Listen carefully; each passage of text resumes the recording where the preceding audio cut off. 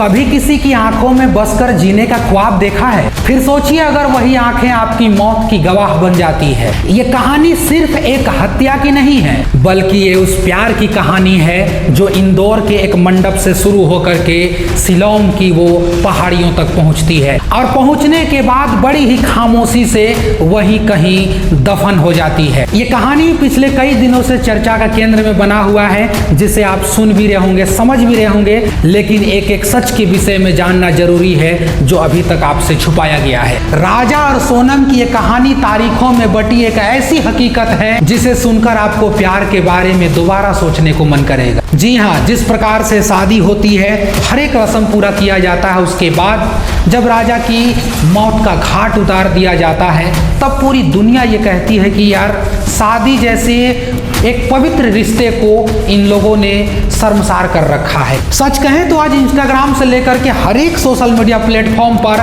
शादी जैसी रस्मों का मजाक बनाया जा रहा है। लोग मीम तैयार कर रहे हैं, लोग कह रहे हैं कि जैसे ही हम इंस्टाग्राम ओपन करते हैं तभी कोई ऐसी लड़की आती है जो अपने पति की हत्या कर चुकी होती है। लोगों ने ऐसे ऐसे मीम का अंबार खड़ा कर दिया है जिससे राजा को ही नहीं बल्कि एक पूरे समाज के तबके को खाई पर धकेलने की दिन ब दिन कोशिश किया जा रहा है। ये कहानी इतनी शॉकिंग है कि आप कुछ देर इस वीडियो को देखेंगे, उसके बाद आप सोचने पर मजबूर हो जाएंगे कि आखिर कोई भी इंसान इस तरीका का हरकत कैसे कर सकता है। फरवरी में राजा रघुवंशी और सोनम रघुवंशी एक दूसरे से शादी रचाते हैं। हंसी खुशी परिवार का आशीर्वाद और ढेर सारी उम्मीदों का एक सौगात मिलता है। मई में यह तय होता है कि मेघालय के नोंगरियात घाटी में हनीमून के लिए जाएंगे, एक ऐसी जगह जहां बादल जमीन पे उतरते हैं और प्यार हवा में तैरता है। लेकिन किसे पता था कि यह हनीमून राजा के लिए आखिरी दिन होगा, आखिरी शाम होगा और सुबह का आखिरी किरण भी होगा। 23 मई को राजा और सोनम से परिवार वालों का आखिरी बातचीत होता है फोन कॉल पर, और इसके बाद परिवार वालों ने जब जब मोबाइल पर फोन लगाने का प्रयास किया तब तक मोबाइल स्विच ऑफ आता है। होटल का रिकॉर्ड यह बताता है कि दोनों ने चेकआउट जरूर किया था लेकिन कभी वापस नहीं लौटे और तब से पूरी तरीका से सन्नाटा भरा माहौल छा गया। क्या हुआ था उस दिन? सच कहें तो राजा ने उस दिन का अपना आखिरी सूरज देखा था। सोनम पूरी तरीका से प्री प्लान करती है, अपने दोस्तों को और अपने जो आशिक है राज कुशवाहा उसको बताती है हर कुछ फोन में कि मैं इसको लेकर के वहां जाने वाली हूं, तुम लोग शिलोंग पहुंच जाना। और जैसे जैसे सोनम इसको लेकर के जाती है, इसके पास 2 फोन कॉल होते हैं, एक से अपने परिवार वालों से और राजा रघुवंशी के परिवार वालों से बात करती है, और दूसरा फोन कॉल होता है उससे हथियारों से और अपने पुराने आशिक से बात करते हुए जाती है। लेकिन राजा को यह कभी भनक तक नहीं हुआ, राजा को कभी इस बात का एहसास तक नहीं हुआ कि ये मेरे साथ क्या करने वाली है। शादी के चंद ही दिन हुए थे, उसके बाद अपने आशिक से बात करती है और कहती है कि राजा जो है मेरे करीब आने की कोशिश कर रहा है, लेकिन मैं ये नहीं होने दूंगी, इसका काम जितना जल्दी हो सके तमाम कर देना चाहिए। इसके बाद पूरी प्लानिंग होती है, जाते हैं मेघालय।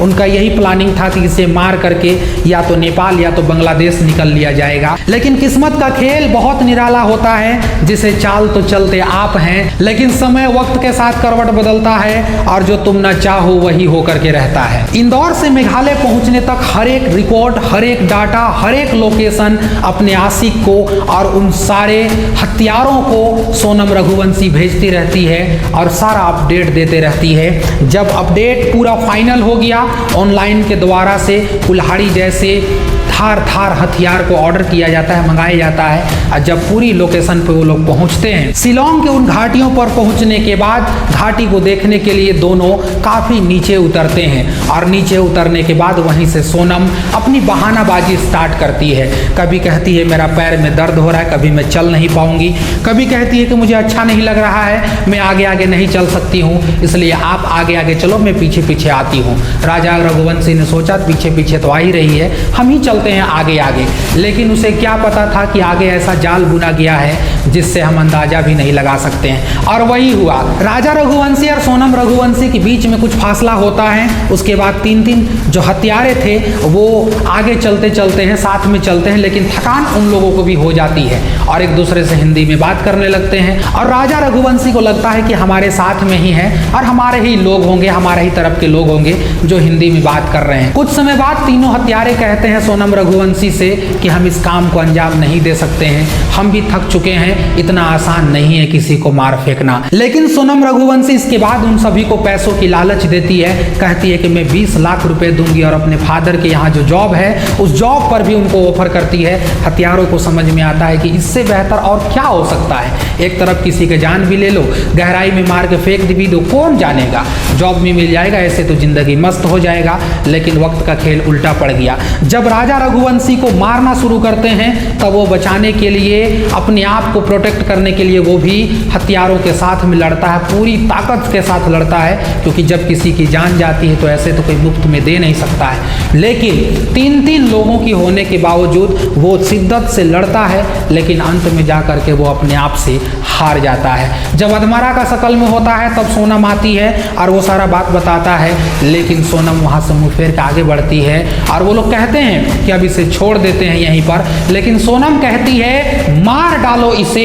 सच कहें तो ये सोनम का 3 शब्द नहीं था, बल्कि उस भरोसा का कत्ल था जिसे हम और आप शादी का नाम देते हैं, उस उम्मीद का बात था जिसे हम और आप शादी में बंधे हुए वो बंधन की बात कहते हैं। और जैसे ही राजा रघुवंशी ने सोनम के मुंह से ये बात सुना, उसके पैरों तले से जमीन खिसक गया, उसकी दुनिया ऐसी अंधकार हो गई जैसे कि मानो मैंने ऐसा कौन सा गुनाह किया है जो मुझे आज इस खंडहर पर ऐसी सजा दिया जा रहा है। सच्चाई तो यह है कि राजा रघुवंशी उस वक्त तक मरा नहीं था, उस वक्त तक उनकी सांसें चल रही थी, लेकिन उन जालिमों ने, उन हत्यारों ने उनको उसी पहाड़ी की चोटी से नीचे खाई में फेंक दिया। और जब खाई में फेंका गया उसके बाद ही राजा रघुवंशी की अंतिम सांसें रुकती है और वो दुनिया को अलविदा कह के चले जाते हैं। 2 जून को मेघालय की गहरी खाई से राजा रघुवंशी की लाश बरामद होती है। शरीर पर गहरे घाव, पासपोर्ट और आईडी सब कुछ लापता हो जाता है और लापता हो जाती है वहां से सोनम रघुवंशी।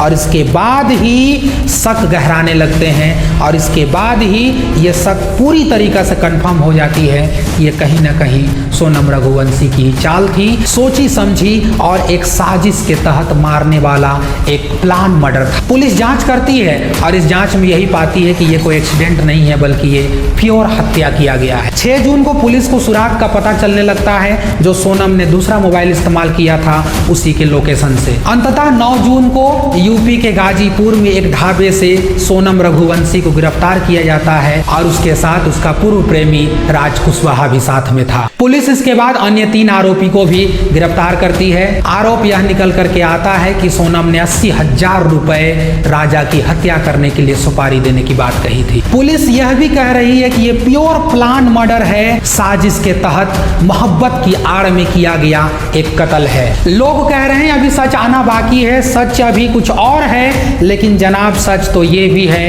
कि भरोसे का कब का कत्ल हो चुका है। अब सवाल ये उठता है कि क्या सिर्फ शादी एक बंधन है या सिर्फ एक दिखावा।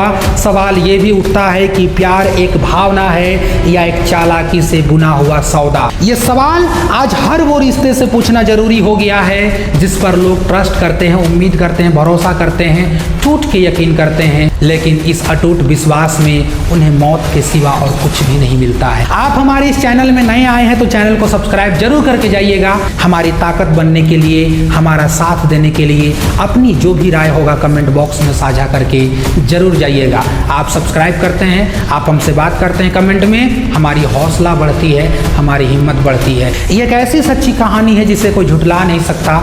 ये आप लोगों के समक्ष मुझे ला करके देना था और मैं लाया, आप लोगों को मैं सुनाया। आपकी क्या राय है? अपनी राय हमारे कमेंट बॉक्स में जरूर साझा करके जाइएगा। शुक्रिया, जय हिंद।